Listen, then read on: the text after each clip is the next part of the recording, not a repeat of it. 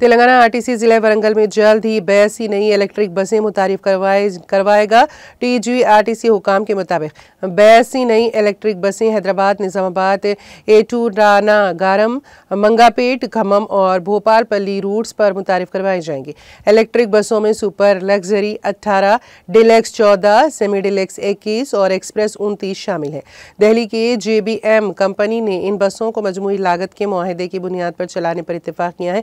Warangal to depot पर जरूरी इंतजाम किए जा रहे हैं, जो ग्रेटर वरंगल में बसों की देखभाल का जिम्मेदार है। हुकाम ने बताया है कि सुपर लग्जरी बसों में 41 अफराद के बैठने की गुंजाइश होगी। डिलक्स में 2+2 सिटिंग पैटर्न में 45 सीटें होंगी और एक्सप्रेस बसों में 3+2 सिटिंग पैटर्न में 55 सीटें होंगी। मुसाफिरों के लिए बेहतर आराम सहूलियात होंगी। 1 माह के पिकअप के साथ 2 अंदरूनी सिक्योरिटी कैमरे भी होंगे। इन बसों में व्हीकल ट्रैकिंग सिस्टम, हर सीट के लिए पिंक बजर और मोबाइल USB चार्जिंग की सहूलत, 12 हाई वोल्टेज बैटरियां और 2 कम वोल्टेज बैटरियां होंगी, जो एक बार मुकम्मल चार्ज पर 360 किलोमीटर का सफ़र कर सकेंगी।